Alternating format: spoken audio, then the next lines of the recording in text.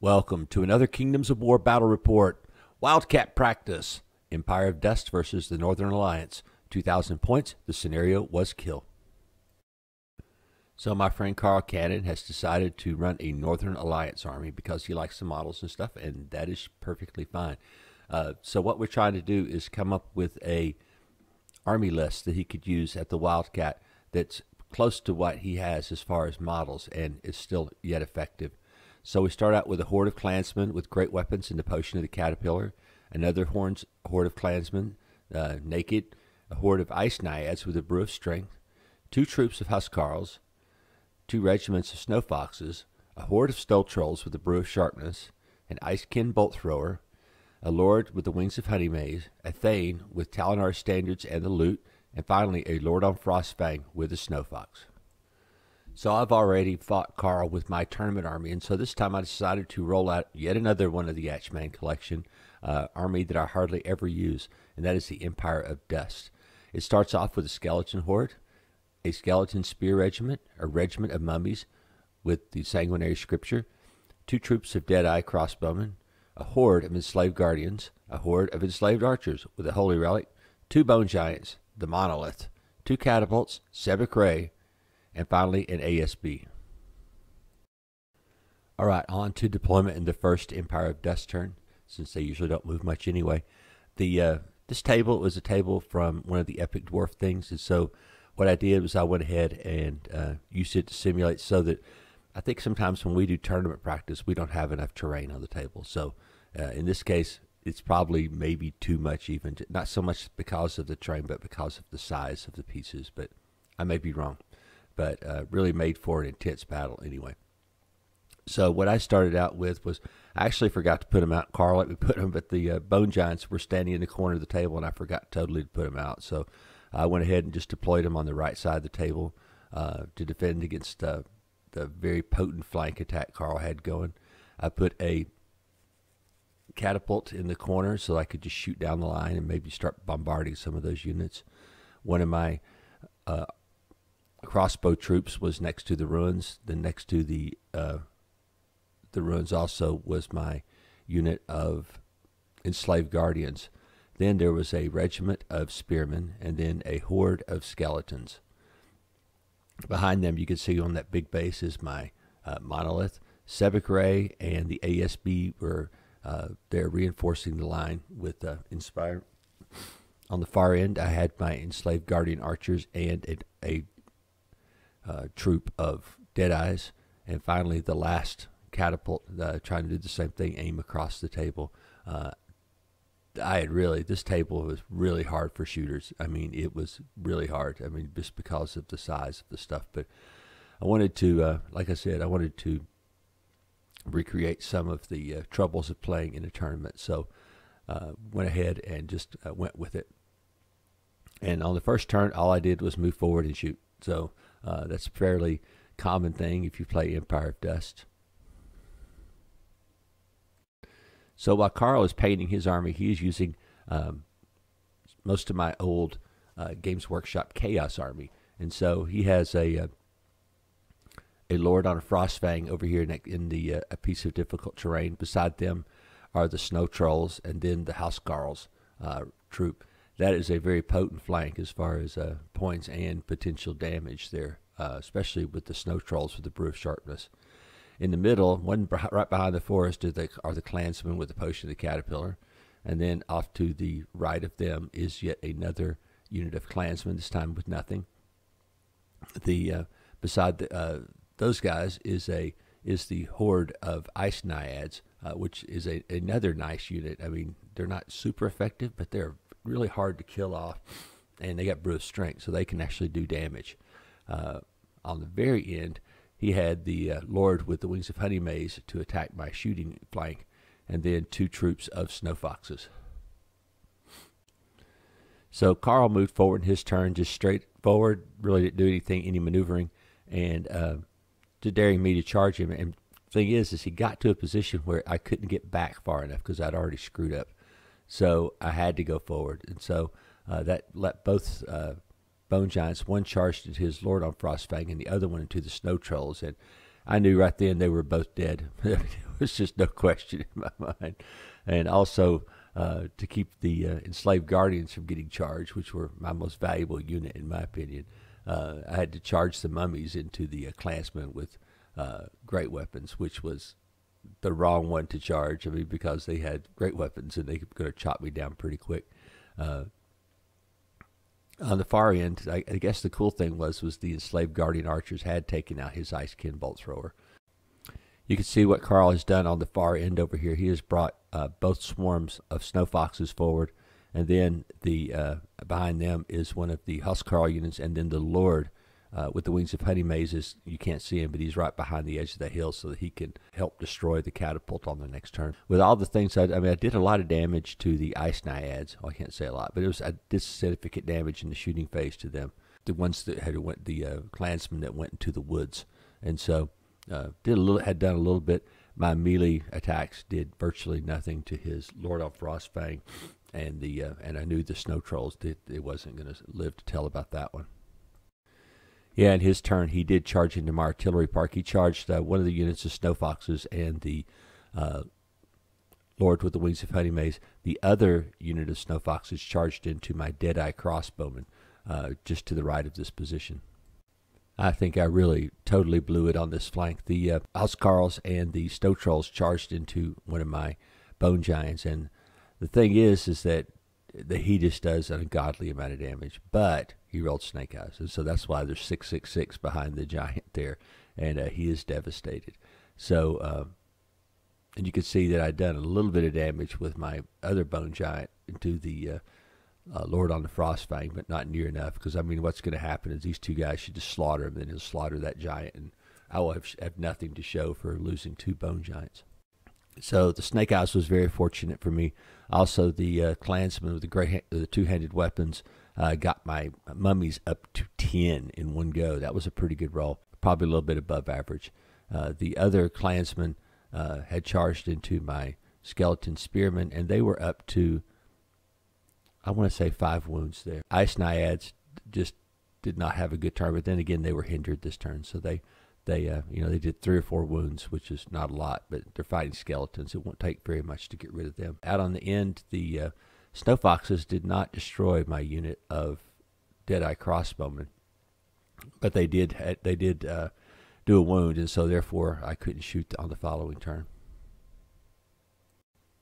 Okay, I don't know if I did this exactly right this turn, but what I did with the Enslaved Guardians was that I moved them, crab walked them to the right-hand side so that I was in the flank of the unit of Klansmen, and then surged them forward. And when I hit the corner, I just rotated in for a flank charge. I think that's right, but I'm absolutely not positive. Between the skeleton spearmen and the Enslaved Guardians, we did destroy that unit, middle unit of Klansmen. They were pretty tough because they were armor 5, and so that made it a lot more. They're a very resilient unit, and with a high leadership, so they were very, very hard to take out. Over on my right flank, I did have some success this turn. I charged the skeleton enslaved, whatever they are, their Deadeye crossbowmen, into the flank of his unit of Huscarls, and I'd done like 1 or 2 wounds again on the when I shot at him on a previous turn, and rolled really, really well, and then rolled really well on the leadership and destroyed them. I was shocked. But you can see my devastated giant is just standing there. Well, finally, the Bone Giant is now done 5 wounds to the Lord on Frostfang, compared to the 6 that I've taken, which is he's going to beat me down. I mean, but I think on average he has about the same swings, and he hits on 3s. So, yeah, he'll probably beat me down. I did kill the unit of Snow Foxes that were fighting the Enslaved Guardian archers, but I was about to catch the other Snow Foxes in the flank, and then the Lord with the Wings of Honey Maze, if you wanted to engage as well. The battle in the woods was just going slow. I mean, I needed 6s to hit. There's no way I was going to take out that unit of Ice Naiads. All I could hope for is that he continued to roll less well, and Sebek was trying to heal them up, and then Life Leech would get me 1 back, and so it helped a little bit. I mean, so I didn't die at the speed that I thought I was going to die. And his following turn, the Klansmen in the woods would destroy the unit of mummies his turn and just stand. So Carl's Lord on the Frostfang went off this turn. I think he did like 8 hits and 8 wounds. It was crazy good, and he destroyed him. My Bone Giant. The other Bone Giant, he catches about the same, just tons of attacks, and then Carl rolls the Snake Eyes again for me. Only thing that was keeping me in the game was Carl rolled Snake Eyes, I have to admit, because otherwise I was totally hosed this game.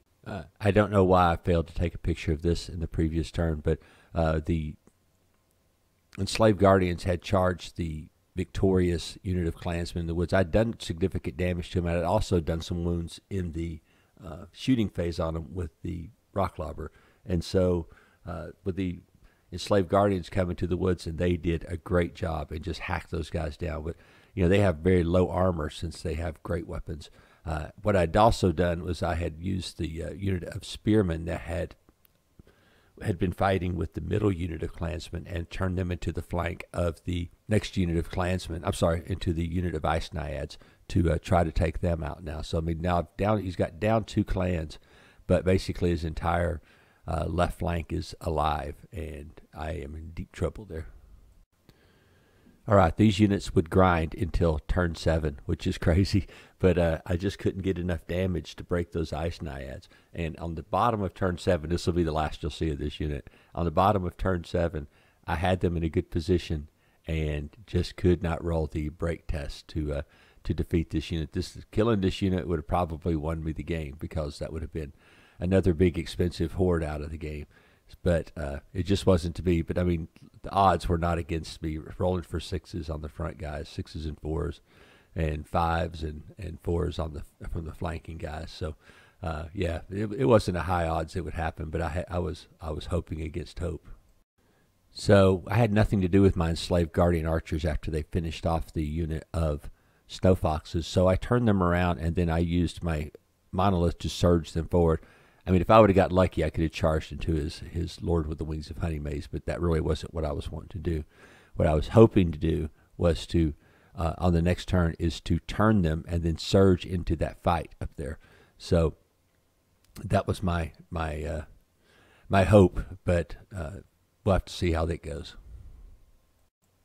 Over on this flank, I was in the wrong position again, but this time with the Enslaved Guardians. I was going to take a charge from the Lord on Frostfang and the Snow Troll, so I just decided to go for it. If I could kill the Lord on Frostfang, then I should be able to hopefully overrun a couple of inches and keep from getting flanked by the Snow Trolls.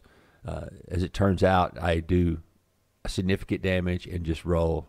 It's my turn to roll crap on the I didn't roll Snake Eyes, but it wasn't much, and ended up stuck right there in front of that unit. And so the Snow Trolls at the game, of course, corkscrew charged into me and just slaughtered those hapless Enslaved Guardians. Since we are playing kill, Carl went ahead and sent his Lord on Frostfang into Sebek Ray. You can see he's already taken 11 wounds, but I could not kill him. It was tragic, but I felt lucky that my right flank had lived as long as it had, just because of the Carl rolled Snake Eyes twice with one of my Bone Giants.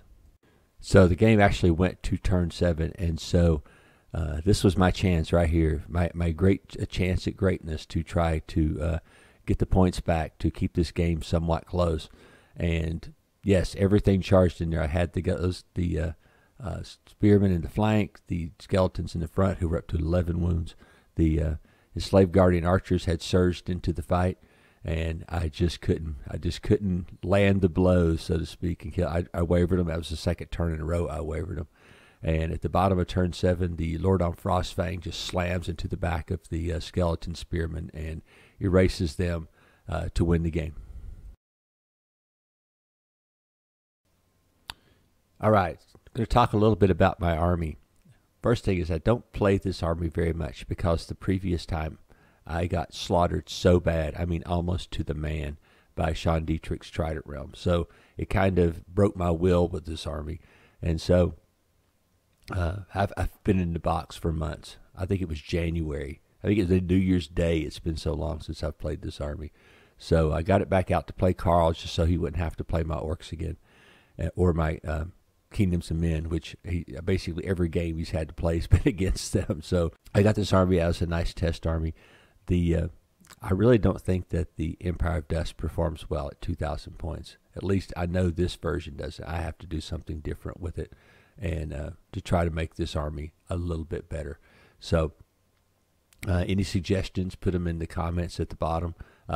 You'd help me out a lot. This one is loosely based on Visibly Riley's 2,300 point army, but that army actually works. And I even asked him one day about doing an army at 2,000 points, and he just said I'd play another army, which kind of tells me what I needed to know, is that this army doesn't really perform well at 2,000 points. Or it doesn't for me, I should say. I know it probably does for someone, but it doesn't for me. So I'm going to have to do a reassessment of the Empire of Dust before I put them back out on the field again. It is the only army I think that actually has Mantic models in it, and I have to admit they look awful in this army compared to the nice GW Tomb Kings figures that are in it. So I do have some new Enslaved Guardian archers that are more to scale with my Enslaved Guardian infantrymen. As far as Carl's army, he's been practicing with it for the last few weeks. He has played 4 games. He's won 3 games and drew the last game against our friend John Helton. So Carl's army is doing what it's supposed to do. I think that we've done some tweaks to it. Some of them just felt wrong, but on the other hand, I think that we took some stuff out, so we would have a couple of troops of Snow Foxes for chaff to slow stuff down. We also have the Lord with the Wings of Honey Maize in it, and they went right down the table and destroyed my artillery park. Probably should have defended them a little bit better, but really wasn't a lot of good artillery choices except to shoot trolls. Well, shooting regenerating trolls is not that fun. I mean, it could work, but it's not a high probability. So anyway, I mean, his army is doing really, really well. He's working on painting it. In any units he doesn't finish, he could use my units. I guess that's a cool thing. So, and the irony is this is a loner army for Carl, and I've actually bought models to help fill it out. I still haven't figured out what to do for the Snow Foxes yet. I mean, I have tons of swarms. I could use rats for swarms and stuff like that because I have tons of them. But the Snow Foxes kind of intrigue me. They're really good chaff unit, maybe one of the better ones in the game. So I do need to figure out how to get some Snow Foxes, either for this loner army or if I want to use them with one of my other armies in the future.